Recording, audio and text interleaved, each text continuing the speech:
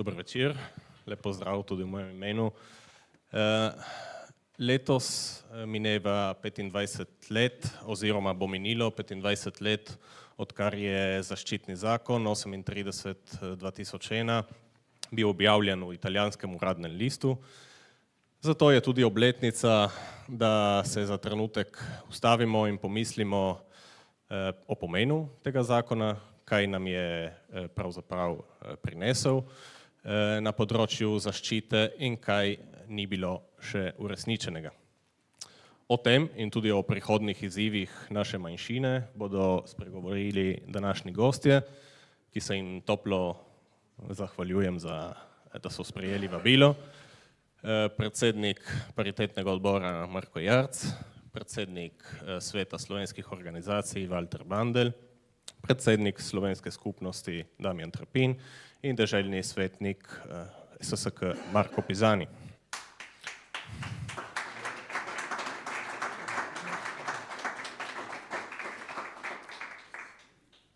Prav paritetni odbor je ključen za izvajanje zaščite oziroma zaščitnega zakona, zato bi začel prav z Markom Jarcem. Pravkar se je zaključil 5-letni mandat paritetnega odbora, kateri so bili glavni dosežki v vašem mandatu? Dober večer vsem, hvala za besedo. Torej se navežem direktno na to, kar ste sami rekli. Torej, paritetni odbor je pristojen za izvajanje zaščitnega zakona. Ne, v zakonu tega ne piše, ne. Recimo, ena anomalija zaščitnega zakona je, da pristojnosti niso nikjer uokvirjene. V smislu je točno določena sestava paritetnega odbora in potem nekatere pristojnosti, ki so posvetovalne narave. Ampak kaj je paritetni odbor in na kakšen način deluje in katere so pristojnosti, pa to ni izrecno zapisano. Sicer v pravilniku delovanja paritetnega odbora je zapisano, da je paritetni odbor povezovalni organ med italijanskimi institucijami in slovensko manjšino. Je pa ta definicija dokaj prazna, ne. To se pravi, da pristojnosti paritetnega odbora, razen teh nekaterih, ki jih poznamo, posvetovalne narave, drugo ni zakonsko uokvirjeno. To se pravi, da paritetni odbor deluje na podlagi tega, kar člani, kar predsednik smatra in šteje, da je urgentno in o zadevah, ki so pač na dnevnem redu naše celotne skupnosti. Glede 5-letnega mandata, torej najbolj je veliko zadoščenje, da smo dobili 33. občino pod okrilje zaščitnega zakona, to je občina Tablja. Samo tukaj bi rad nekaj povedal, ne. To je zanimivo, pa kako je do tega prišlo in zakaj, iz katerih razlogov.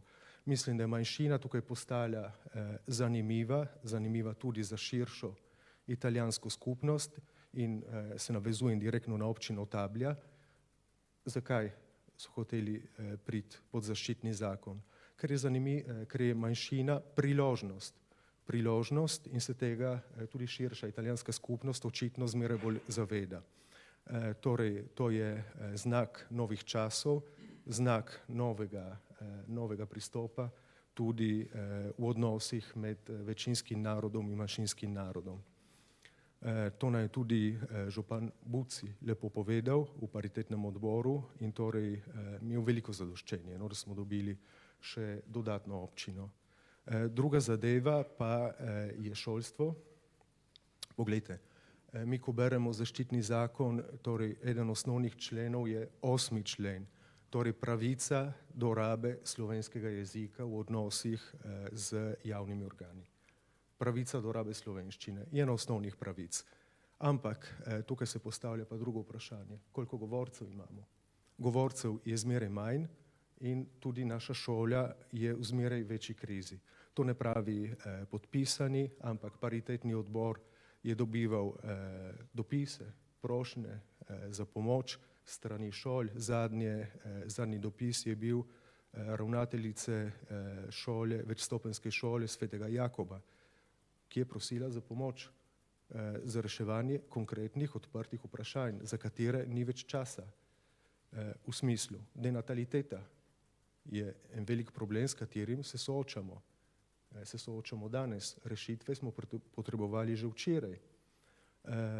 Vprašanje, zakaj se na naše šole upisuje relativno veliko število učencev v osnovne šole, ampak potem v prehodu v srednjo šolo izgubljamo dijake. Dobro, vsa ta vprašanja, torej da se povrnem, kar sem pravil prej, torej problem je, da moramo ohraniti govorce, slovenske govorce in torej moramo zajamčiti šolo, da naša šola deluje čim boljše. No, evo, to prihajamo recimo k drugemu dosežku in sicer, da je šolska problematika prišla prepotentno na dan. Da o tem se razpravlja po časopisih, v naših dnevnikih in v naši širši skupnosti. To je zame en ogromen dosežek. Kaj pa mogoče obžalujete, verjetno se veže tudi malo na to, kar ste povedali, oziroma v zadnjem letu se je vrtelo tudi nekaj polemik okoli paritetnega odbora. Prav mogoče nekateri dosežki, ki so mogoče se zdeli na dlani, niso bili potem uresničeni. Poglejte, glede polemik. Paritetni odbor je bil dejansko zrcalo tega, kar je danes naša skupnost. Imamo pereča in odprta vprašanja in tudi stanje v naši skupnosti ni ravno zavidljivo. Izberem Sandorja Tenceja v Primorskem dnevniku, ki poziva k enotnosti, da je treba krovni organizaciji, da morate enotno pristopati, civilna družba, politika, vsem tem se strinjamo, ampak mislim, da je to neke vrste dosežek tudi tega paritetnega odbora, da so prišli na dan odprte zadeve. Torej, nuja, da se zamenja politična garnitura. Torej, se danes, kot je vsem znano, se soočamo z ogromno nepremičninsko krizo in nujno je treba, da se ti, ki so za to situacijo odgovorni, umaknejo. Mislite, da je delovanje paritetnega odbora, sestava še v skladu s časom, ali bi bile potrebne kakšne spremembe v tem smislu? Ne, poglejte, verjetno večjih sprememb si ne moramo obetati, ne, ker bi bilo treba zamenjati, dejansko spreminjati zakon, iti skozi parlamentarne postopke, ampak verjetno bi morali bolje uporabljati orodja, s katerimi razpolagamo. Imamo kot manjšina paritetni odbor in imamo tudi vladno omizje in tam bi morali bolje deliti kompetence in pristojnosti. V smislu, ko gre za politična vprašanja, bi moralo to iti na vladno omizje. Ko se gre za izrazito tehnična vprašanja, bi morali te zadeve urejati v sklopu paritetnega odbora. Ampak, ponavljam, pristojnosti po zakonu niso zakoličene.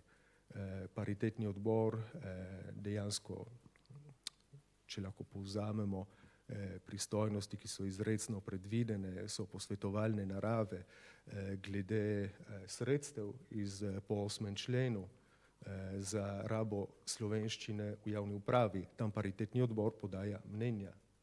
Potem odloča deželna komisija dejansko, kako porazdeliti sredstva.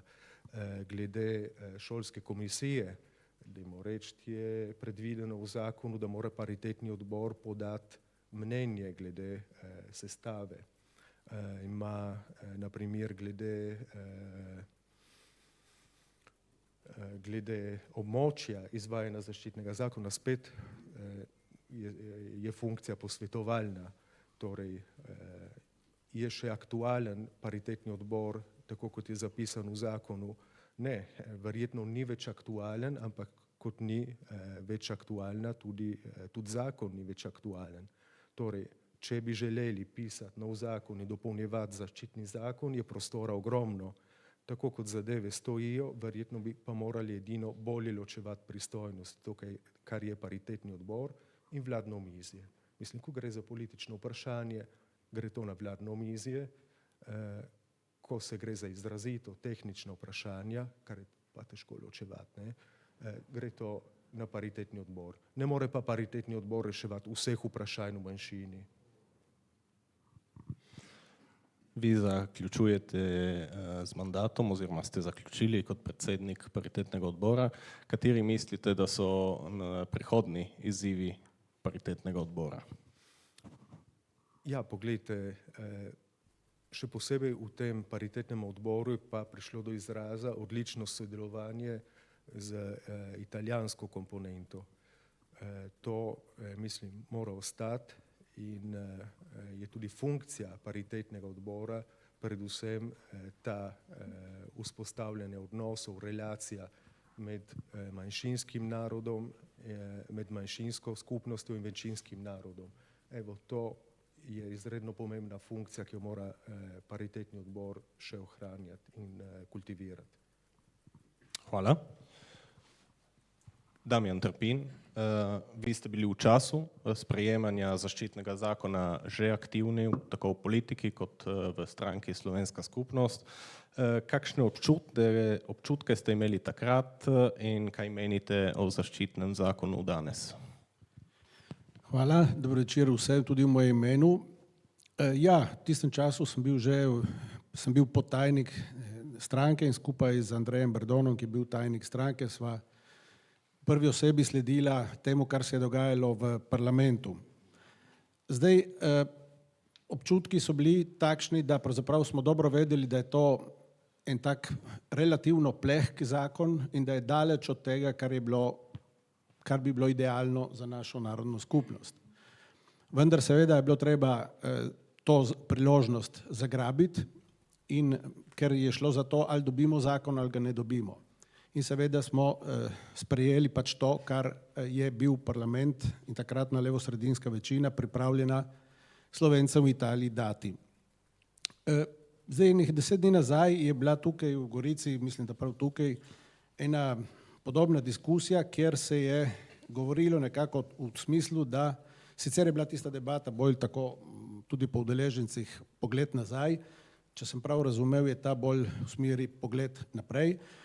Ampak takrat tam so nekako govorili, vsaj po poročilih naših časopisov, da pravzaprav je bila v manjšini neka velikanska enotnost in da smo bili vsi enotni in da smo bili vsi skupaj in da smo dosegli potem ta cilj. Ni bilo prav tako. Vam bom prebral en košček govora, ki ga je imel Andrej Berdon, takrat tajnik Slovenske skupnosti, enih 10 mesecev kasneje po odobritvi zaščitnega zakona na kongresu stranke. Tudi Andrej Berdon je bil tudi na tisti okrogli mizi. In tako je rekel Andrej. Naj na kratko povzamem dogajanje okrog Mazelijeva osnutka in sploh vprašanja zaščitnega zakona. Leta 1993 je nastalo skupno besedilo, ki je bilo dogovorjeno in sestavljeno v manjšini in ki ga je formalno predstavil tudi pokojni senator Bratina. V obdobju levosredinske vlade pa je prišlo do paradoksa, saj je manjšina enotno nastopila na volitvah, ni pa bila sposobna sestaviti in predložiti skupnega besedila. Najprej moramo torej ugotoviti, da ni prišlo do dogovora in da je bila tako razbita, težko dosežena manjšinska enotnost. Temu je najbrž botrovalo, pravi Berdon, malce oholo prepričanje, da stranki, ki naj bi bila predominantna v levosredinskem bloku, ni treba upoštevati mnenja slovenske skupnosti. Konec citata. Se pravi, situacija je bila zelo podobna tisti, ki jo imamo danes in sem hotel samo to pojasniti, da ne bi si kdo mislil, da smo nekoč bili ne vem kako strašno enotni in da zaradi tega smo dobili zaščitni zakon. Tudi zame je enotnost velikanska vrednota, če se jo da doseči, zakaj ne. Ne bomo pa prodajali naših osnovnih ciljev, naših zahtev, naših bi rekel, ključnih, temeljnih, bi rekel, usmeritev zaradi enotnosti. Zdaj, kaj se je takrat dogajalo, so različni, imajo različne spomine, ker nismo tako tukaj usmerjeni v preteklost, bi raje govoril o tem, kaj je sedanjost in kaj je bodočnost. Zaščitni zakon, kot sem rekel, bil pač kompromis in jaz se spomnim, da sem bil v senatu, ko so ga odobrili in me je novinar vprašal, da kako gledam na to odobritev, jaz sem takrat rekel, da nas bo še veliko bolela glava. In dejansko tako se je zgodilo.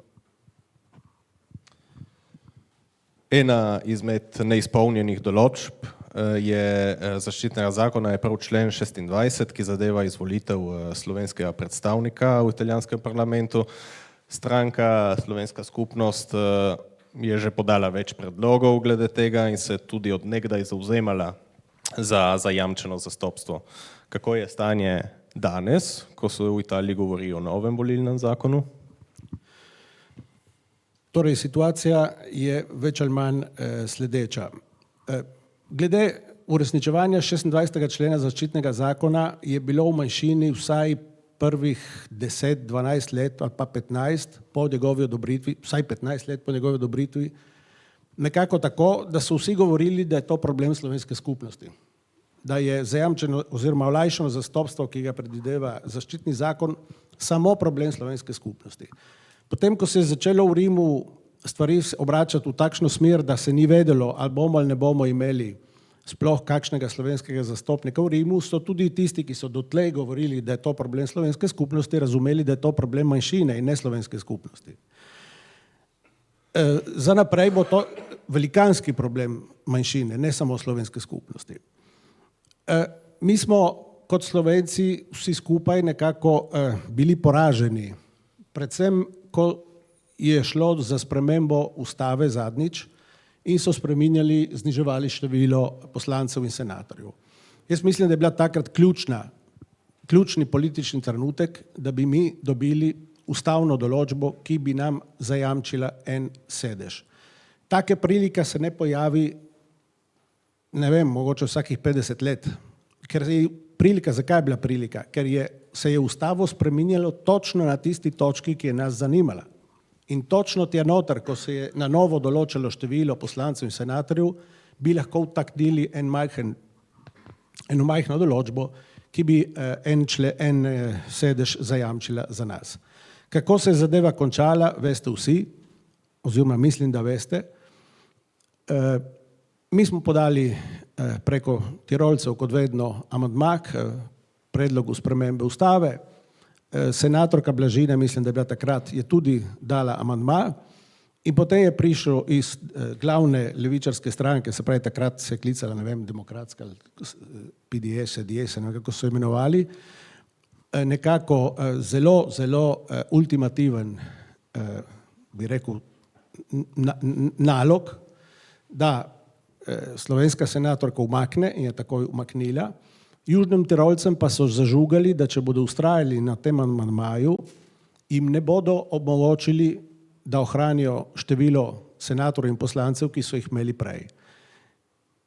Vam ne povem, s kakšno težavo so nam telefonirali in to razložili in smo pač razumeli, da situacija je takšna, kakršna je in so morali tudi oni to umakniti. In to so politična dejstva, s kateri smo se soočali. Zdaj, mi nismo nikoli odnehali, vztrajamo na tem, ni rečeno, da bomo uspešni, to vemo vsi, ampak vztrajati je treba. In če rečem, da smo v tej mandatni dobi prvič na nekem političnem nivoju razprave in soočanja z odločilnimi faktorji v državi, političnimi, ki odločajo o novem volilnem zakonu, kot prej doslej še nismo nikoli bili. Vsaj za slovensko skupnost govorim.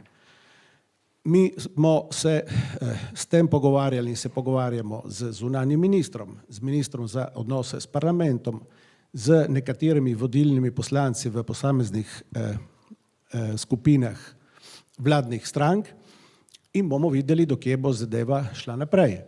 Vsekakor sprememba volilnega zakona je v načrtu te večine, ne glede o tem, ali se bo vprašanje premierata nadaljevalo, torej razprava o premieratu nadaljevala in bo premierat spremenjen ali ne, ker s tem volilnim zakonom se zavedajo, da ne ena, ne druga stran pravzaprav ne more normalno vladati in torej do spremembe volilnega zakona bo prišlo. Vprašanje je zaenkrat, ali se bo zadeva naprej odvijala s predlogom vlade, ki bo napisala zakonski predlog za parlament, ali se bo zadeva v celoti odvijala v parlamentu. Kar sem slišal, je zagotovo, da se bo vsekakor razprava v parlamentu začela v senatu, kjer imamo zelo, zelo dobro, bi rekel, partnersko pomoč senatorja Durnwalderja, ki se je doslej izkazal kot izjemno uspešen. In že, ker sem omenil njega, želel opozoriti na tisti famozni njegov amandma, ki govori o tem, da pravzaprav pravi po italijansko, la legge disciplina il sistema per l'elezione delle Camere in potem in tako naprej, nel rispetto dveh principov, del principio di rappresentatività e di tutela delle minoranze linguistiche. Se pravi, predlog teksta ustave, ki so ga odobrili v senatu, reče, da se mora volilna zakonodaja biti osnovana na dveh principih. Eno je princip reprezentativnosti, kar je logično, in drugo je zaščita jezikovnih manjšin. Če to gre skozi in če zakon o premieratu gre skozi tudi v poslanski zbornici, potem v obeh vejah in postane ustavni zakon in gre skozi tudi morebitni referendum, bi Slovenci v Italiji dobili, kot sem večkrat povedal, ustavno kritje. Se pravi, da določba iz 26. člena zaščitnega zakona, ki je danes, bi rekel, programska določba, reče, da ta 26. člen govori o tem, da pravzaprav je v volilnem zakonu za poslansko zbornico in senat predvidena olajšava za zastopnike, ki pripadajo slovenski manjšini. Olajšava za izvolitev zastopnikov, ki pripadajo slovenski manjšini. Ta norma je od leta 2001. Med tem časom je bilo vsaj 3 ali 4-krat je bil spremenjen volilni zakon in nikoli se ni poseglo v smer, da bi to normo udejanjili. Kar pomeni, da je ta norma programska in tudi, kot jasno vidimo, če beremo, nima nobene sankcije, če se je ne upošteva. Se pravi, je nek zakon, ki naj bi vezal parlament in če parlament se pač na to ne odziva, se ne zgodi nič. Z drugo določbo, ki si jo prej citiral, če bi bila to v ustavi pa zapisan principio di tutela delle minoranze, bi ta tutela delle minoranze se konkretizirala tudi z našim 26. členom zaščitnega zakona. In se pravi, da mimo te določbe, ki bi jo kogentno usilila v bodoči volilni zakon nova ustava, bi morali dobiti volilni zakon, ki bi dejansko olajšal naše zastopstvo. In zato nam gre sedaj. Zdaj, upam, da v manjšini večina ljudi je, domnevam, da zato.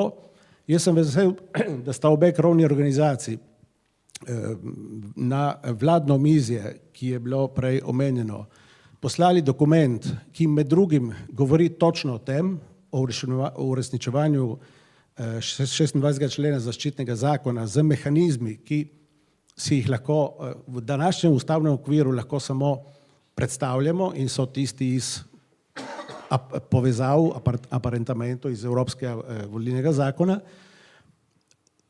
Ker sta obe krovni organizaciji tudi se strinja to tem, jaz upam, da bo tudi Republika Slovenija končno enkrat poudarila, da to podpira.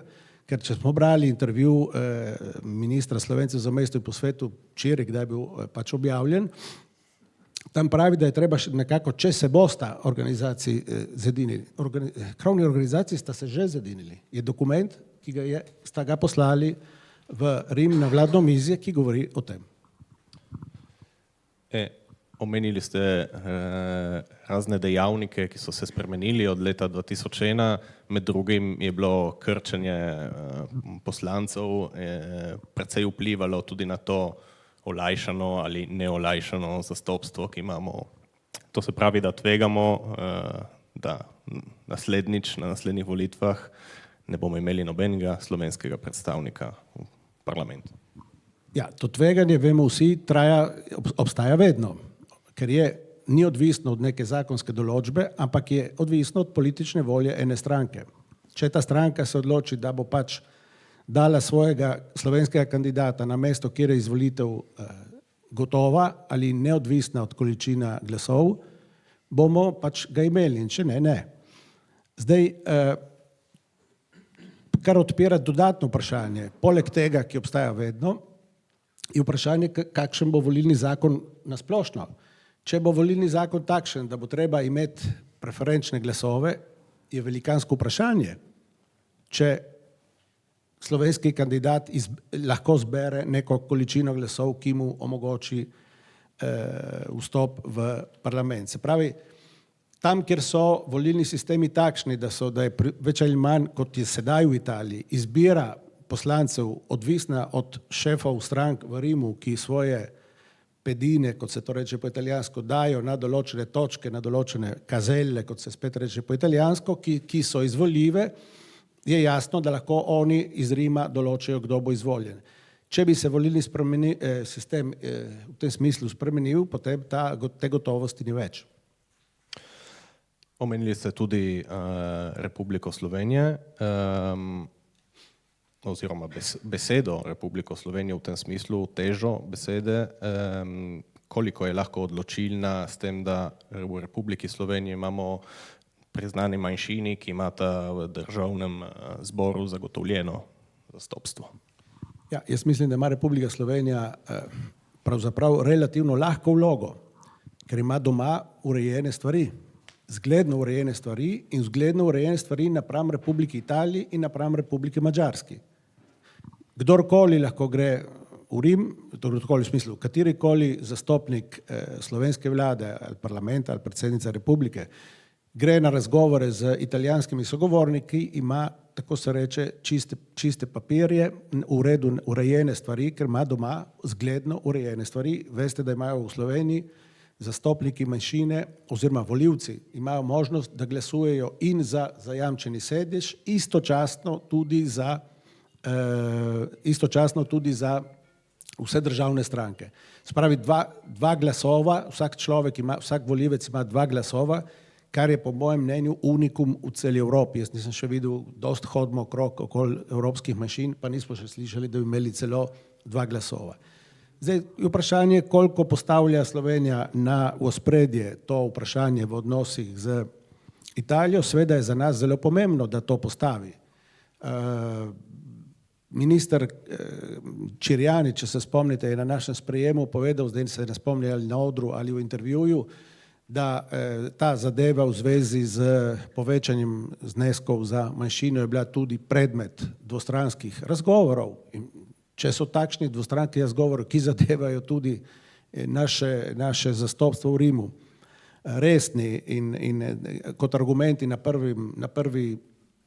prvi vrsti, je potem seveda občutek njihovih italijanskih sogovornikov, da je to eden od resnih problemov, ki jih je treba nekako rešiti prej ali slej. Je pa tudi res, da poskušamo to našo zahtevo po olajšanem zastopstvu peljati naprej tudi s pomočjo italijanskega poslanca, samega italijanskega poslanca v Ljubljani, ki je zelo, zelo naklonjen temu reševanju tega vprašanja, pripravljen z nami iti do raznoraznih italijanskih sogovornikov, sicer so pač zdaj v Sloveniji volitve, bomo videli, kdo bo izvoljen, ampak to je tudi en dodaten element. Se pravi, krovni organizaciji sta za to, slovenska skupnost je predlagala svoj model, vlada bi mogla po moji oceni Republike Slovenije vzeti upoštev, da je soglasje v manjšini, o katerem sem prej govoril, in torej se mi zdi, da imamo vse, pripravljeno situacijo, da to zadevo peljemo naprej. Seveda jo je treba peljati pametno in poiskati vse možne sogovornike, ki bi nam lahko pomagali, da do tega cilja pridemo. Zadnji smo bili z Valterjem v poslanski zbornici, smo slučajno srečali poslanca Donzelija, ki je nekaterega imajo za ekstremista, vsaj pač je nek samosvoj človek, malo poseben, ampak glejte, on je načelnik poslanske skupine Fratelli d'Italia v poslanski zbornici in je treba se s temi ljudmi pogovarjati, jih pojasniti, o čem govorimo in tako naprej.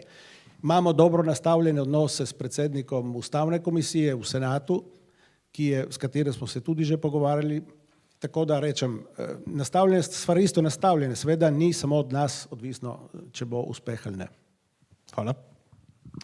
Marko Pisani, v vsakdanjem delu deželnega sveta, koliko je po vašem mnenju upoštevana zaščitna zakonodaja? Ravno zdaj imamo kočljivo vprašanje goratih območij, med katerimi spadajo tudi občine, ki so v okrilju zaščitnega zakona. Kakšna je situacija? Hvala za besedo in lep prisrčen pozdrav tudi z moje strani vsem prisotnim. Dovolite mi, da preden odgovorim na vaše vprašanje, da se zaustavim na tem našem 38. zakonu 38, ki zadnje tedne polni tudi vse naše časopise in tako naprej, in predvsem tudi na tem 26. členu. Zakaj? Zato, ker res v tem trenutku riskiramo, da ne bomo imeli zastopnika ne na Rimu, ne na deželni ravni. Pred nami je eno obdobje zelo vprašljivo. Zelo bo odvisno, kako bo šel referendum 22. marca in do takrat so zadeve ustavljene. Lahko se že zgodi, da imamo politične volitve že jeseni. To seveda potem stavi pod vprašanje tudi deželne volitve. Seveda, kar je skoraj sigurno, je, da če ne bo prišlo do tretjega mandata za predsednika dežele Furlanije Julijske krajine, ne bo niti spremembe deželnega zakona. Torej, situacija je v tem trenutku zelo vprašljiva, tudi kako se bo celotna zadeva razvila. Da pa mi ostanemo brez slovenskega predstavnika, tako v Rimu, pa še bolj mislim, da je vprašljivo na deželni ravni, je za nas kot narodna skupnost lahko zelo velika katastrofa. Če se povrnem na vaše vprašanje, bolj na deželno raven, ja, ta zakon 131 z leta 25, tako imenovan Calderoli, je vprašljiv v smislu, da so se eni kriteriji spremenili,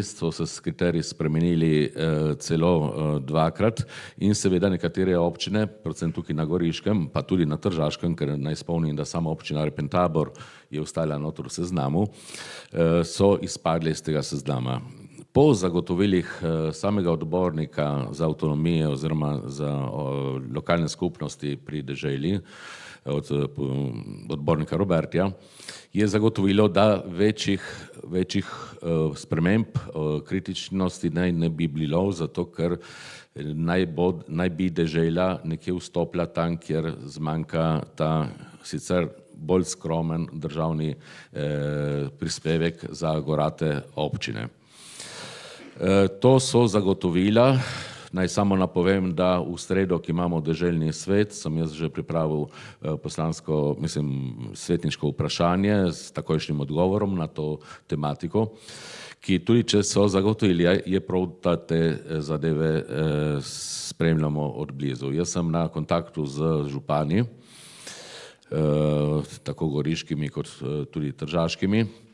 Vsa zadeva pa je štartala s strani goratih občin iz dežele Aoste, in ki so se seveda spraševali, zakaj sredstva grejo občinam, ki imajo karakteristike, ki ne potrebujejo teh dodatnih prispevkov. Vprašljivo je tudi za naše občine v Benečiji. Vemo, da tam je ta kritičnost še toliko bolj poudarjena, predvsem glede padca natalitete, odhajanja mladih in torej spodbude, kako tam razviti da mladi ostanejo oziroma da se gospodarstvo razvije, je vprašljivo. Jaz mislim, da dobri znaki so te ustanovitve EZTS-jev na raznih ravneh, tukaj na Goriškem oziroma na Krasu se nekje že vzpostavlja, kot tudi v Posočju in povezavi tudi s Kanalsko dolino, in jaz mislim, in to je inštrument, ki sem ga jaz vedno zagovarjal, je ta vodoravna povezava med temi območji, ki imajo iste problematike, slične problematike in slična vprašanja. Če se povrnem samo že na to, kar se tiče tega zakona 131, oziroma bolj konkretno na kriteriji, ki so bili objavljeni 4. februarja, ki so ta zadnji kriteriji, ki so že spet ustavili notor v ta seznam nekatere občine. Vprašljivo je recimo primer, vam dam občine Zgonik, ki ima srednjo nadmorsko višino nad 200 metri, z meji na občino, ki je gorata občina, in meji na tujo državo. Torej ima vse kriterije, izpolnjuje vse kriterije, da bi bila vključena v ta seznam, pa ni. Torej mislim, da tukaj je vprašanj še dosti. Ponavljam, moje vprašanje, svetniško vprašanje po jutrišnjem bo prav zaradi tega, da opozorimo še enkrat odbornika, ki ni samo en odbornik, zato ker tukaj spada tudi odbornica za šolstvo, kot tudi odbornik za kmetijstvo. In da bomo tej zadevi tudi sledili, pozorno sledili in predvsem stali ob strani našim občinam. Katera so še področja v sklopu deželne zakonodaje, kjer je potrebno uveljavljati zaščitna določila? Ja, veste dobro vsi, da je na podlagi zakona 38 je potem dežela leta 2007 pripravila zakon 26, ki bolj konkretno potem posega v to, kar se naj bi izvajalo za našo narodno skupnost.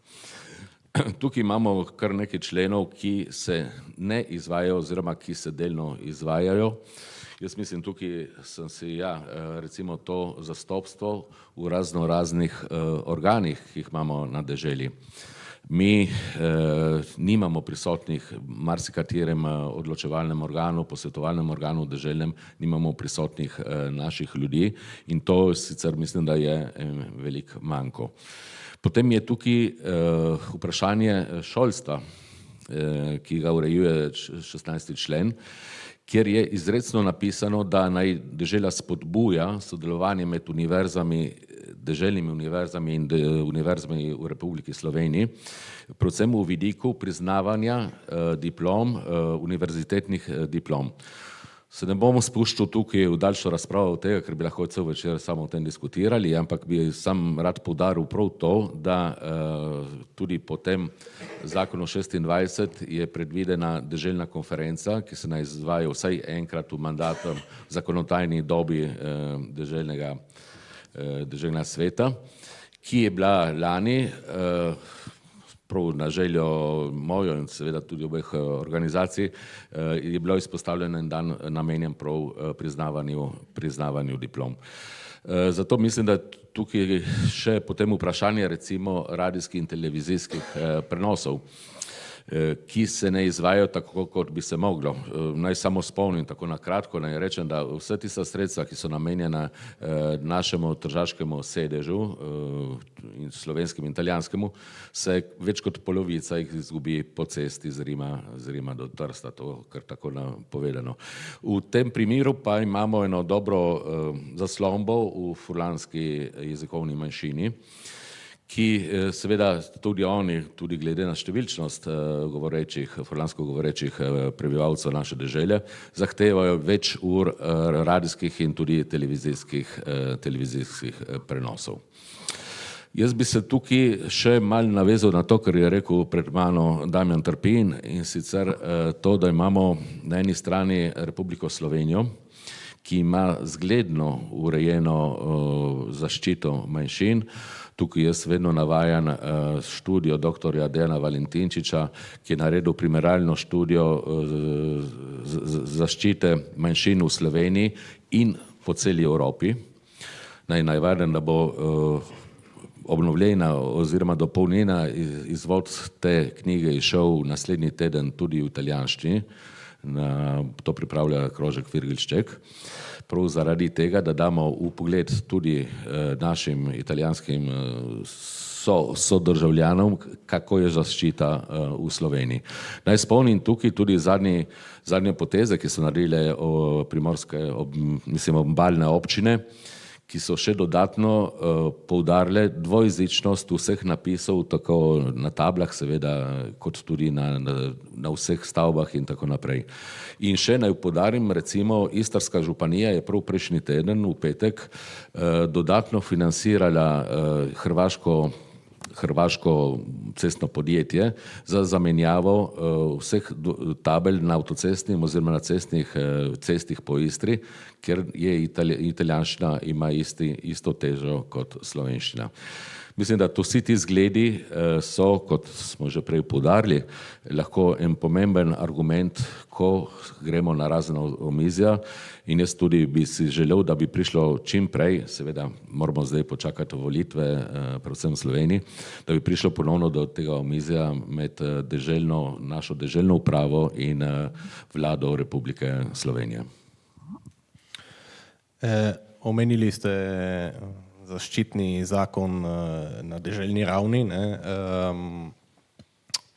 Poleg tistega, kar ste že načeli, je ta deželni zakon po vašem mnenju potreben tudi še dodatnih dopolnitev? Ja, absolutno.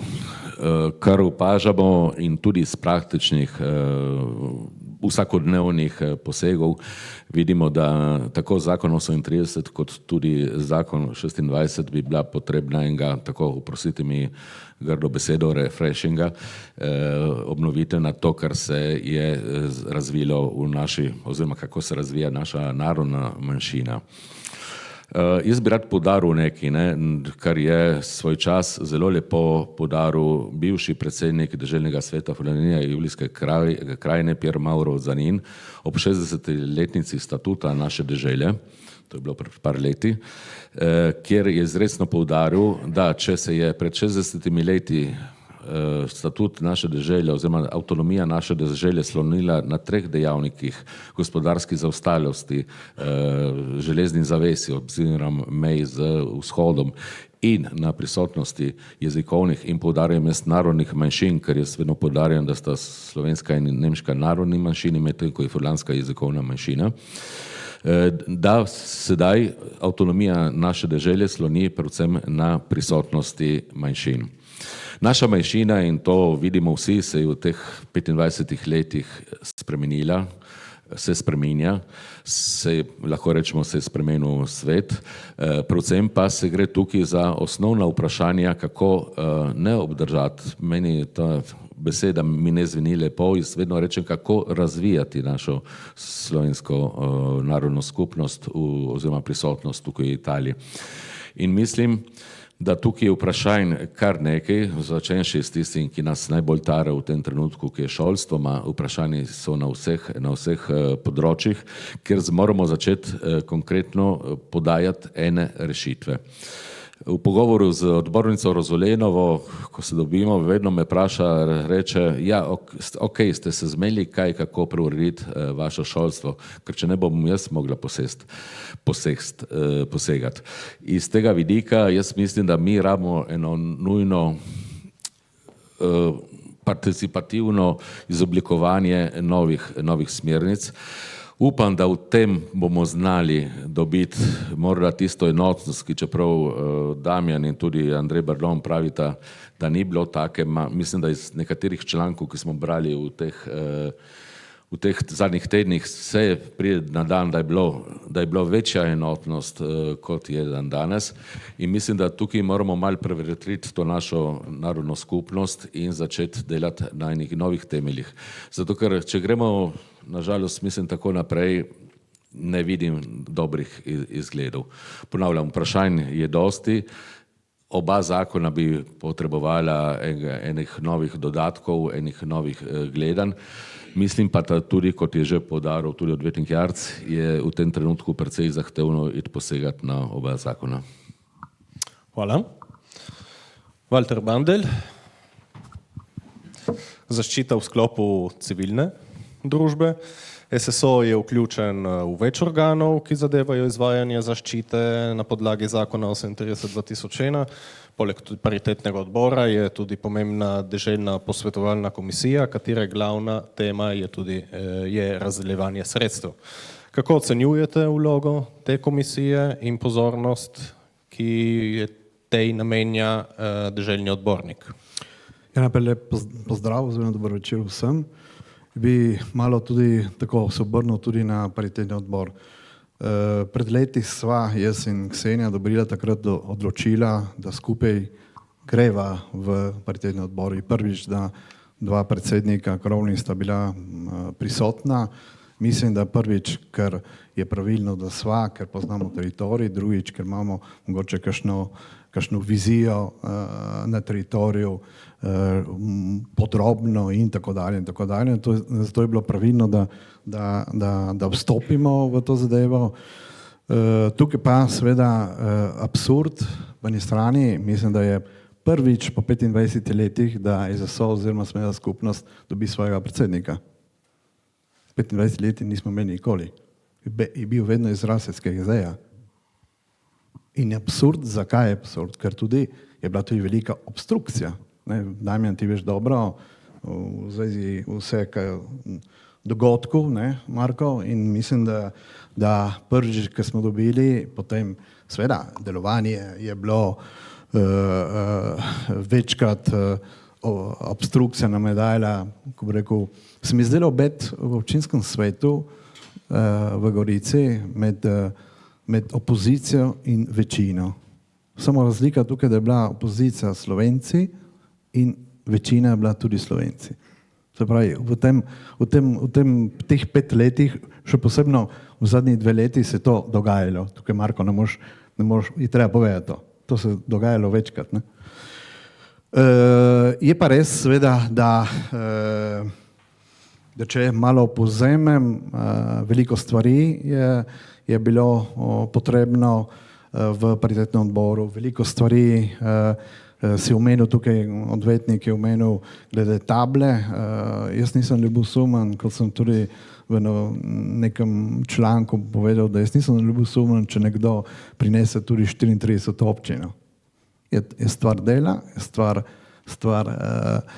sodelovanja z večinskim narodom, ker vemo dobro, da tisti večinski narod je drugačen, kot je bil nekoč. Damjan, ti si doživel, mislim, kako je bilo 20 let nazaj in kaj je danes sodelovanje. In tu je zelo, zelo pozitivno. Zaradi tega tudi je treba percepcijo, še posebno pri mladih ljudeh, ki nimajo tiste bilo nazadovanje oziroma kar se je dogajalo v preteklosti, nekaj novega vetra, v katerem v tem trenutku ta nove vetre je treba izkoristiti, da čim več dobimo, ker je to pozitivnost našega narodne skupnosti.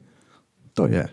Zaradi tega, če se obrnem pa na vprašanje, poslovna komisija. Poslovna komisija je večkrat sva se dogovorila z Ksenijo, takratno predsednico, se je zdaj malo kakšenkrat tudi bančni avtomat, se pravi, ne izkoristimo, tukaj recimo hvale vredno tudi odborniku, da je večkrat v posvetovalni komisiji povedal, fantje, ni samo zakon 38, so tudi drugi viri prispevkov, ki jih pa radi, jih ne delamo, jih ne. In tu je ena negativnost, ki zato recimo, če na eni strani imamo televizijo Raj, ki daje 11 milijonov 600 tisoč, v katerem še danes ne vemo, kam grejo in je višji znesek, kakor 10 milijonov oziroma 10 milijonov in 500 tisoč, še danes ne vemo, pomeni, da nekaj, ki ne funkcionira, nekaj, ki ne gre. Zato je tudi treba poskrbeti, da tudi pri televiziji Raj, da vemo, kam grejo, ker recimo jaz sem naredil na kalkule, ki jih žal ne poznamo, približno od 3 do 4 milijonov je za osebje, a drugi denar kam gre. To se pravi, zadeva je naša, je problem krovnih, je problem v Raju, ker se to mogoče nekako ne grejo v podrobnost in tako dalje. To pa seveda, zdaj ponavljam še enkrat, da poslovne komisije ni samo važen denar, važno je tudi nekatere postopke, ki treba narediti. Jaz spomnim zelo dobro, približno 3 leta, ko je odbornik predlagal eno spremembo 2 krovnih. To je pravi ena opcija A, ena opcija B, v katerem bi prišla ene vrste podaljšane roke dežele, mislim na Arlef, kdor pozna furlansko manjšino, Arlef ima drugi sistem. Zato je recimo Seveda potem pa stvar tudi veliko denarja. Ne? Če zdaj, jaz sem v zadnje čase slišim, da nekdo hodi v Ljubljano in da je treba malo spreminjati ravnovesje finančnih prispevkov, da članice SSO-ja dobijo preveč denarja z razliko od drugimi. To se dogaja. Ja, to sem slišal. Mogoče tukaj generalni konzul ne zna, ma jaz vem, da je tako.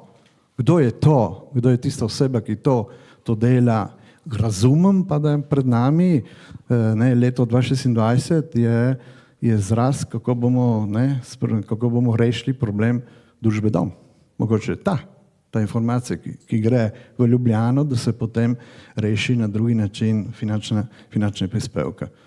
Zato jaz mislim, da treba biti pazljivi na vse zadeve. Jaz vem, katere so postavke, koliko naša organiziranost pri SSO-ju je na 1.400.000 proti drugih 4 milijonov nekaj, ki jih dobi SKGZ, ne, ko bi rekel, indirektno, ne, ker veste, so nekatere glavne ustanove, ki niso izraz SSO-ja. Sploh niso izraz. Jaz nima nobenega člana v izvršnem odboru. To so številke. Če pa kdo misli, da to zadeve bo v ravnovesju samo za rešiti probleme, notranje probleme, dokler sem jaz, se moti. Tako. Krovni organizaciji so poklicani tudi k temu, da predlagajo članov več organov javnih ustanov, razne komisije in tako dalje. Ali imamo Slovenci v Italiji sploh dovolj kadrov za opravljanje teh nalog?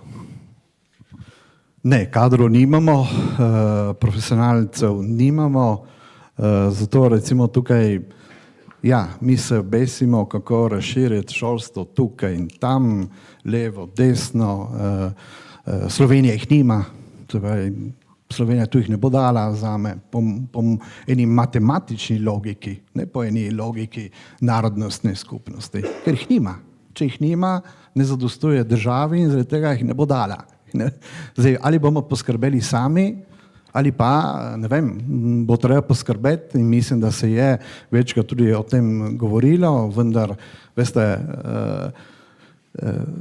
šola je eno podjetje, ne? Nekateri mogoče mislim, da upravljajo to šolo, mislijo nekdo po eni ideološki, politični, ne vem, volji, smeri. In zaradi tega to ne bo funkcioniralo, če nekdo misli tako. Ali misli rast šola, ker pomeni nekaj narediti, ne pa po eni volilni odgovoru. To je popolnoma nekaj neusklajeno in tukaj, če se obrnem recimo na komisije, mi imamo nekatere komisije, ki jih recimo občinske v Gorici, v Trstu, v katerim nekako dajemo nekatere osebe, ki bile tam prisotne. To pa je ena negativnost, ne, v smislu, da na eni strani nimaš ljudi, če pa jih imaš, jih daješ, pa ne dobiš odgovora. Ne. To pravi, da tudi to ne funkcionira. Ne. Je pa res, da recimo v teh občinskih komisijah ni en pozitiven odgovor, če ga dobiš, da je en plan, en načrt, kako bi to uresničil, kako to bi delal. Zato, ker danes je potrebna profesionalnost in tega žal, ko nimaš seveda profesorjev profesionalnih, ko nimaš tega, unije, ko ti zmanjkajo, je postane tudi problem. Recimo, želimo seveda slovenske govorce, to je potrebno, samo potem treba imeti tudi veliko ur, profesorjem, to se pravi, ni dovolj samo zjutrajnih ur, treba imeti tudi popoldnih, da tisti, ki ne znajo slovenščine, da prijo do njega izboljšanja, drugače ohlapi pa tisti, ki so izraz slovenskih družin.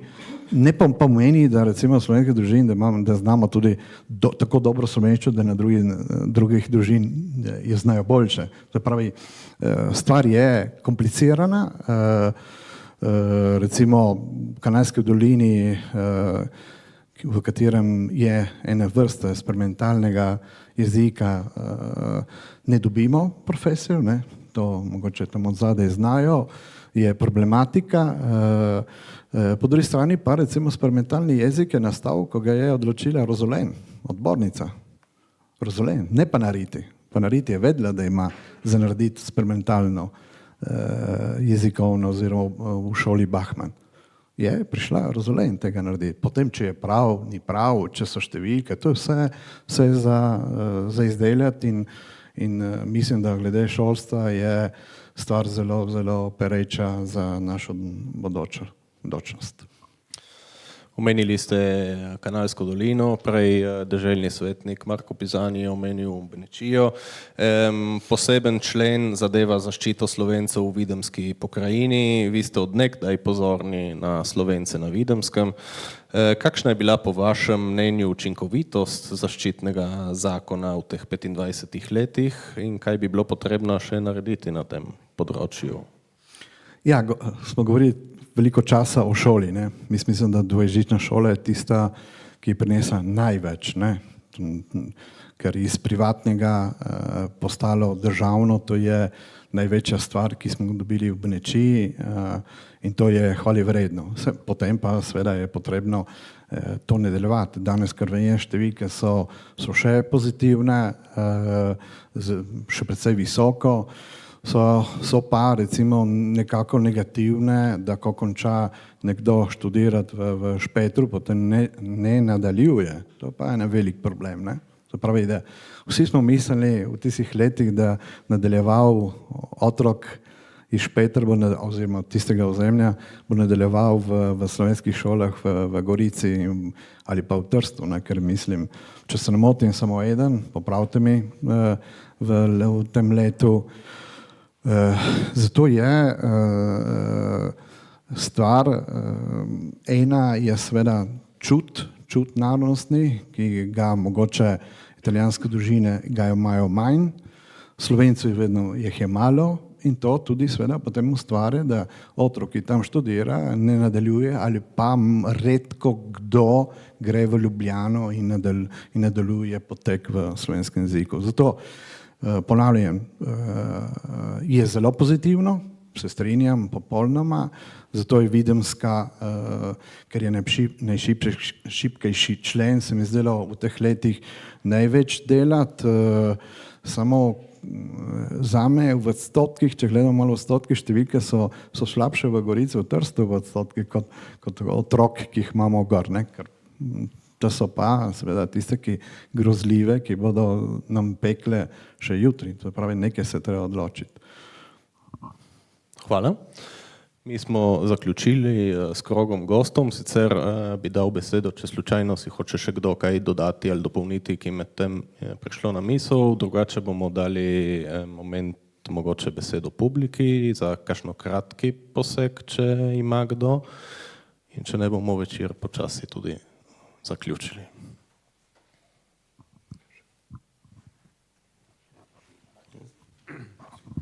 Sem pozabil prej povedati v zvezi z volilnim zakonom. Vprašanje je bilo, da je slovenska skupnost predlagala več osnutkov in tako naprej. To je dejstvo. Problem je, da Demokratska stranka in drugi dejavniki v manjšini niso predlagali ničesar do danes. To je po mojem največji problem. Zdaj, ne moramo se sprenevedati, da globalno gledano uresničevanje 26. člena ni vprašanje, ker je vprašanje, to se zavedamo, se mi zdi vsi. Problem je, da nihče ne pride z druge strani z nobenim konkretnim predlogom. In da recimo popucamo pred vrati, ladinski model vemo dobro, da je neizvedljiv, ker predpostavlja, da se kandidati, ki se izrazijo kot Slovenci, da so vpisani v posebne sezname, ki jih imajo v ladinskih občinah in ki imajo na Južnem Tirolu. Seznami, ki veljajo pa ne samo za to, da rečeš, da si Nemc, Ladinc ali Italijan za volitve, ampak to velja tudi za dodeljevanje služb v javni upravi, za dodeljevanje javnih stanovanj in še za marsikaj. Se pravi, tega sistema mi nimamo in zato tistega sistema pri nas ni mogoče uporabiti. Tudi ker, če bi ga uvedli, bi to nekako predpostavljalo preštevanje naše manjšine.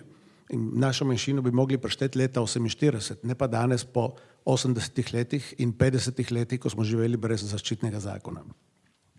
Zato eno od vprašanj je en alternativni predlog, ker tudi Slovenija reče, ja, je treba videti dva alternativna predloga in potem dobiti en kompromis. Rade volje, ma ni nobenega predloga. Je samo naš, že 15 let. V tem lahko dodam, glede, da smo pisali vladne omizje nekaj mesecev nazaj, smo dokumenti letel glede 2 krovnih tudi na zunanjem ministrstvu. To se pravi, da danes ni izgovorov. Prej so bili izgovori v smislu, da nismo enotni. Enotni smo, ker zunanje ministrstvo je dobil dokument.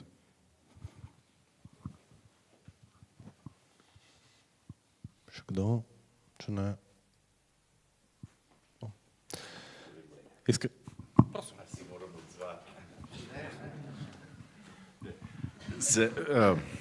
Zdaj ne bi se odzival na vse te izrečene besede, ampak mogoče samo 2 misli o zaščitnem zakonu. Ta je bil zelo dolg proces zgodovinski, da smo zakon sprejeli, tako kot je odvetnik Trpin rekel, nekatere točke so programske. To imamo in na tem moramo delati. In v tem elementu je izjemno pomemben paritetni odbor pri uresničevanju tega. Jaz ne vidim zdaj politične klime, da bi lahko šli v spreminjanje zaščitnega zakona oziroma nadgrajevanje. Mogoče čez čas, ampak mnogo točk iz zaščitnega zakona še vedno odprtih in nam daje zelo veliko možnosti za delo. Tudi Republiki Sloveniji, kot je bilo večkrat rečeno glede te pozivi k enotnosti. Mi v Ljubljani se zavedamo pač, da je manjšina Slovenci v Italiji, da so pluralni in hvala Bogu, da je tako in da ima lahko vsak posameznik ali pa vsaka skupina svoje mnenje. In prav, da je tako, živimo v demokraciji, ampak na koncu pa je potrebno neko skupno stališče, kot je bilo pri nekaterih ključnih zadevah. Kar se tiče finančnih sredstev, je res, da je vedno to na dnevnem redu v bilateralnih pogovorih, z italijansko stranjo, kot je tudi olajšano zastopstvo tako v rimskem parlamentu, kot na deželni ravni. To je vedno na vseh bilateralnih pogovorih med Ljubljano in Rimom in tudi deželo je na dnevnem redu. In to bomo še vedno ponavljali. Res je, da obe krovni organizaciji podpirata olajšano zastopstvo, res pa je, da tako slovenska skupnost ima en predlog, demokratska stranka ima nek drug pogled. Zdaj upajmo, da bo v pogovorih, v dialogu prišlo do nekega skupnega oziroma stališča pogleda glede tega modela, kako uresničiti to, mislim, olajšano oziroma izvolitev predstavnika v Rimu in v deželnem svetu. In dotaknil bi se samo še šolstva, ki je bilo večkrat tukaj omenjeno. Kot se vsi sogovorniki so tukaj strinjali, da je šolstvo temelj oziroma izjemno pomemben dejavnik oziroma identitete Slovencev v Italiji. Ampak se mi zdi, da zahteva slovensko šolstvo poglobljeno debato, ampak konkretno debato. Slovensko šolstvo ne more biti glavni zaposlovalec v Italiji, ampak mora vzgajati slovenske govorce in tudi Slovence z slovensko identiteto in slovensko kulturo. Da imamo v vsaki vasi šolo, jaz razumem, da pač iz leta po vojni, ampak pogledajte sam konkreten primer. Po londonskem memorandumu v centru Trsta meni se zdi 5 zaščitenih šol. Katera še dela od teh 5 šol?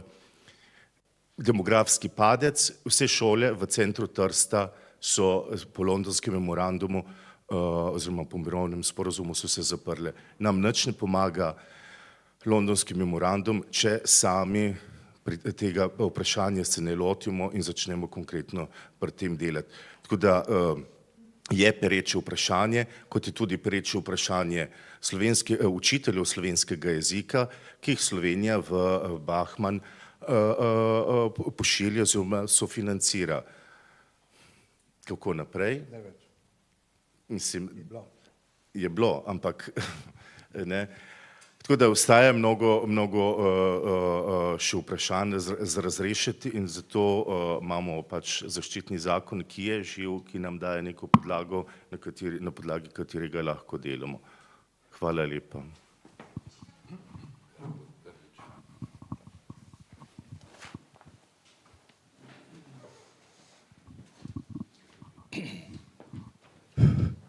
Dobro večer. Jaz sem Kraševec, sem s Trsta, ne zamerite, če sem prišel v Gorico. Pa sem prišel v Gorico, ker komercialist je bolj podsednik v Trstu in zato sem danes izkoristil to priliko, da sem prišel poslušati to našo vodstvo. Jaz si kličem naše generale, naše komandante in mi vsi tukaj smo vojaki. In te vojaki, ki ne funkcionirajo. Se pravi, odvisno je, se pravi, od nas. Kako se bo zakon 38, kako se bo uveljavil oziroma je odvisno od nas. Ker naši generali, naši komandanti to skrbijo, ma ni zadosti. Mi v tržaški občini, če smo postavili table od Bazovice do Križa, smo jih stavili v 5 uri zjutraj. Karbinjeri v levo, v desno in tako dalje. Dvomim, da jih bi, če mi jih ne bi postavili, tudi z zaščitnim zakonom dvomim, da jih bi postavili, ker še danes pokrajina ni je dala po celem Krasi dvojezične smerokaze, jih ni dala ne v Bazovici, ne na Podrečah. Ker je raziskovalni center, ker je sinhotron, tu je, jih ni dala. In v pokrajini smo imeli takrat 5 slovenskih, bi rekel, svetovalcev. Se ni zgodilo. Jaz na tej, bi rekel, Tešerini imam 2 priimka. Eden je Grgič s kljukco, drugo je Grgič brez kljukce. To je žaljivo. To vi generali, te stvari, komandanti, niste verjeli urediti. Jaz se spominjam takrat, ko je bil Špacapan, pokojni, smo zročili njemu vse te in jih imel precej. Tam so bili 1 leto, 2 leti, jaz sem bil brez te, bi rekel, te izkaznice, na kar smo dobili in smo dobili, da so dodali še Grgič s kljukco. To zame žaljivo. Veliki prijatelji, Slovenija veliki prijatelji, z Italijanami in tako dalje, s prefektom, vse v redu, z Di Piazzo, da nagovorimo in tako dalje. Je res to, da 20 let od tega je bilo drugače, danes je zelo dobro. Na primer, tisto, kar je bilo 20 let od tega. Zato jaz mislim, da tu manjka, da nam pomaga, se pravi, ti naši komandanti, da nam pomagajo, nam vojakom, kako naprej. In če vojaki bodo funkcionirali, se bodo, bi rekel, zahtevali stvari, ne, od bi rekel, slovenščine po uradah in tako dalje, in to zelo malo je nas, ki to stvar, gremo po uradah in zahtevamo slovensko ali na karbinjerje in tako dalje. Meni karbinjerje pravijo, ma ti se zmeri na cesti, mi te vidimo zmeri. Ja, sem rekel, karbinjerje in jaz, rdeči avto, me vidite posod. In zato premalo, ne vem koliko, na primer z slovenščine, koliko in kdo se upira preko sodnije, bi rekel teh Đudić Di Pace, nekaj ta smo tudi to pokvarjeni, ker govorimo tudi v italijanščini in smo popalčeni slovenščine, ker ne vsak dan govorimo, ker imamo podjetja, enkrat smo imeli podjetja, ki je bil Safti in tako dalje, nad 2000 ljudi, ki je delalo v slovenskih podjetjih. Slovensko se je govorilo, danes ni več tako, ne? Se pravi, to pomeni dosti. Se pravi, je šola, so podjetja, kar se govori slovensko, ne, in vse te stvari, to je kultura, ne, to je kulturna dediščina. In to po mojem premalo, bi rekel, spodbujamo in je odvisno ne od naših komandantov, od naših krovnih organizacij, tudi je odvisno od nas. Odvisno od nas, naše matične domovine. Jaz ne morem dobiti eno kazen, sem dobil pred 2 leti, eno kazen, ki sem šel tam preko Lipce, 60 na uro, nisem videl table, ne vem, kako je bilo. V Sloveniji je, kar je tabla, tam treba je 50 na uro, ni treba je številko in sem dobil kazen v italijanščini. In da moram povedati ime, kdo je vozil. V redu sem plačal kazen, se kot ne bi plačal dosti, potem sem šel v Sežano, sem šel na milico, milica je kaj ne, to je mestna policija, sem šel na mestno policijo, sem videl, sem plačal tukaj, ja, rekel, kdo je vozil? Ko mi boste dali v slovenščini, kdo je vozil, ja, mi ne moramo dati v slovenščini, zato ker zakon reče, če tablica je nemška, mi damo nemško, če je avstrijska, damo po nemško, če je italijanska, damo. Jaz to stvar sem pisal iz KGZ, SSO, ministru, konzulu, vsem, še danes čakam odgovor, nisem dal imena, Slovenija še danes mi ni nič odgovorila, zgleda, da to je šlo vse v arhiv, ne, ma nisem dal imena. Se pravi, tudi tu treba menjati. Se pravi, mi, če zahtevamo dvojezične kazni in tako dalje, redarjem, da govorimo slovensko, karabinjerjem, da govorimo slovensko, je isto tako bi morala tudi Slovenija spremeniti ta zakon. Ne? Se pravi, da če eno zahteva slovenščini, sem zahteval, mi niso dali. Se pravi, jaz nisem dal imena.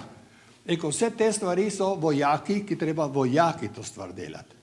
Mi danes kot Koordinacijsko združenje kraških vasi, ki koordinira to stvar in ki njegove profesorje pri Koordinacijskem združenju kraških vasi je bil pokojni Brdon in pokojni Sancin. To so bili naši učitelji. Ne? In vse to mi smo jih poslušali, smo delamo še danes. Koordinacijsko združenje kraških vasi danes ima približno okrog 15 sodb pri temu sodniku Giudici di Pace, nekaj bi rekli, ne. Zato mislim jaz, da tu manjka, kaj manjka. Manjka, pri nas pri vojakah manjka, sem se tukaj zapisal, ena skupina za spremljanje izvajanja zaščitnega zakona. Tu manjka. Se pravi, en službenec, jaz nekaj rabim, da grem tja, mi naredi dokumente in gre naprej. Ni zadosti tisto, da se SKGZ in SSO, da so uresničila tisto pravno službo, ne vem, kako se kliče, ne pomeni nič, ne, ali malo nič. Ne. In zato jaz mislim, da tukaj Slovenija bi morala investirati to stvar, kako izvajati, ne, in kako tista skupina, ker to stvar, veste, je delikatna, politična, ne, da SKGZ in SSO ali pa stranka, da to, bi rekel,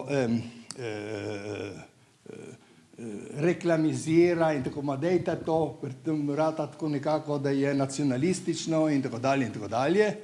Samo mi tukaj v Sežani ni treba, da smo, bi rekel, nacionalisti. Tukaj mi v Sloveniji moramo biti malček zavedni, se pravi, moramo biti malček bolj koražni. Ne?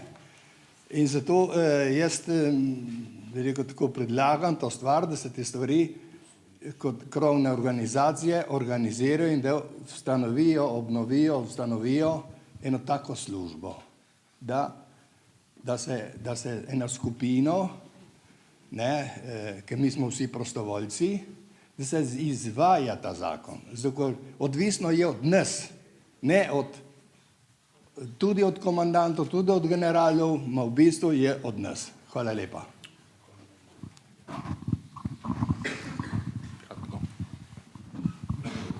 Hvala gospodu Grgiću, samo mislim da je prav, da damo eno tehnično razlago.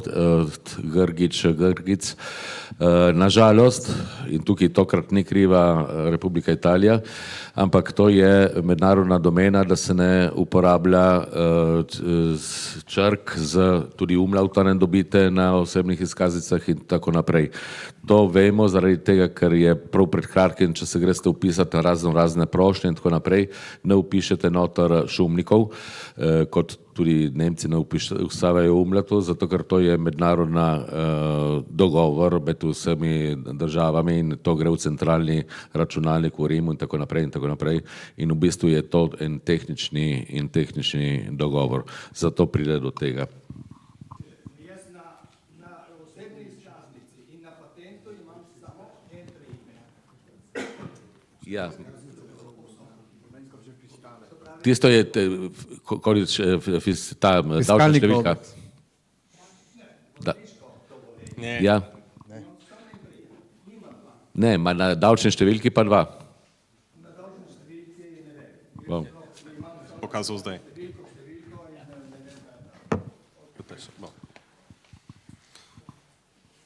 Še kdo? Če ne, zaključimo.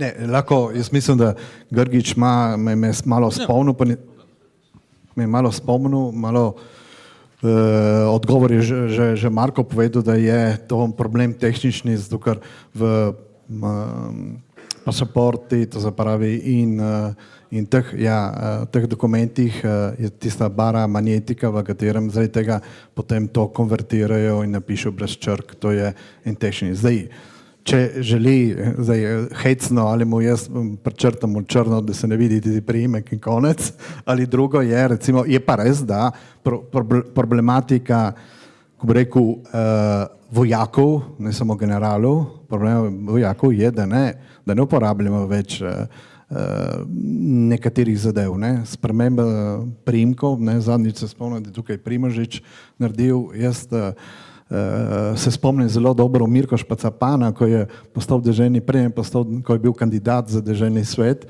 en novinar ga je vprašal, zakaj se ne menja priimek in odgovor, kateri je bil. Se jaz delam več kakor ti, ki imaš slovenskega. Se spomniš, Bernard, to se takrat zgodilo. V teh letih potem seveda Mirko se je spremenil in postal Špacapan. Danes ta zadeva ni več v modi, ne?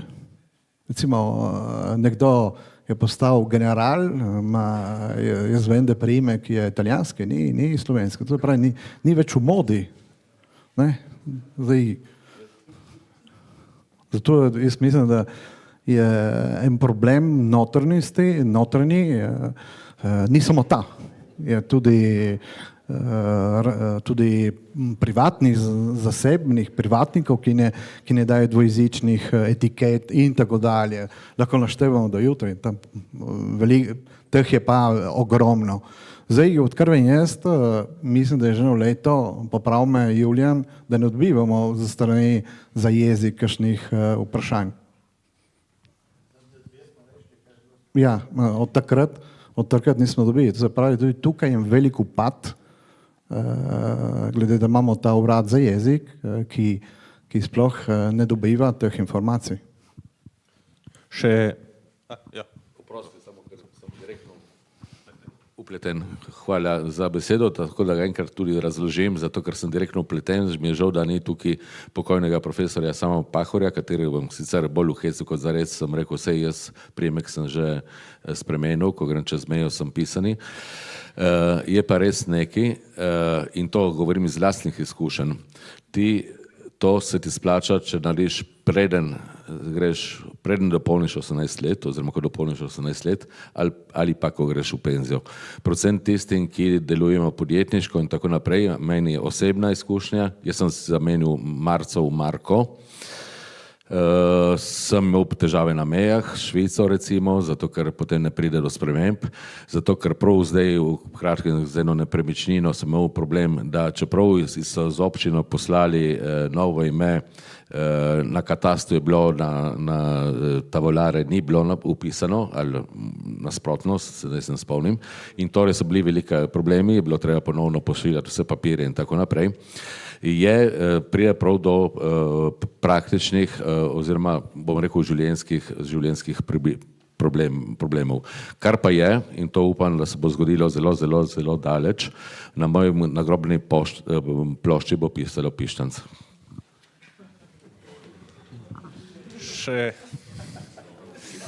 Še Marko? Ja, še čisto na kratko bi jaz posegel. Je gospod Grgič odlično predstavil, ki so glavne problematike. Dvojezičnost funkcionira v Števerjanu, v Doberdobu, kjer je uporabnik Slovenec, uradnik Slovenec in se torej vse udejanja dejansko odvija med Slovenci. Če vzamemo na primer okence, slovensko okence na prefekturi, meni pravijo, da hodijo tja zmeri isti 4 Slovenci, 4 hodijo. Torej je tudi težko zagovarjati potem obstoj tega urada in zakaj mi rabimo sredstva iz zaščitnega zakona. In potem bi rad opozoril na eno anomalijo. Mi vso to dvojezičnost plačujemo z naših žepov, iz zaščitnega zakona. Naprimer Slovenija, če se ne motim, me bo popravil konzul, recimo dvojezičnost na obali, to plačujejo iz državnega proračuna. Mi dobimo sredstva iz zaščitnega zakona in od teh sredstev, 10 milijonov in pol, se potem odtrže zneske, ki jih rabimo za udejanjanje dvojezičnosti. In tukaj je strukturni problem. V zaščitnem zakonu, bom parafraziral zdaj ta 8. člen, piše, da se udejanjajo te pravice in da uprave godijo urade glede na potrebe rabe slovenskega jezika, ampak glede na razpoložljiva sredstva. Torej, če mi iz zaščitnega zakona slučajno ne bi imeli več sredstev, ni več dvojezičnosti. Ne razumemo. Ali pa bi želeli razširiti dvojezičnost še na druge urade, še da bi imeli več Slovencev v javni upravi, več zaposlenih, potem bi morali pa trgati krovnima sredstva. Torej odtržemo krovnima, društvom denar in plačamo dvojezičnost. To je anomalija v našem zakonu. In potem še tretji problem, enormen, kadri. V občini Doberdob, zdaj župan mi je prej razlagal, da zaposluje v tehničnem uradu, odlično, dobro, da bomo dobili novo mlado in nadebudno punco, pripravljeno, ampak ni Slovenka. Ni Slovenka, ker ni izbire, se nihče ne prijavlja, noben Slovenec se ne prijavlja na te razpise. Torej problem so kadri. In se vračamo spet na šolo, na to, da je treba vzgajati slovenske govorce, in to je treba gledati tudi široko. Slovenski govorci, ja, iz slovenskih družin, verjetno do včeraj, v bodoče verjetno slovenski govorci tudi iz mešanih ali pa italijanskih družin, ampak slovenski govorci. Hvala.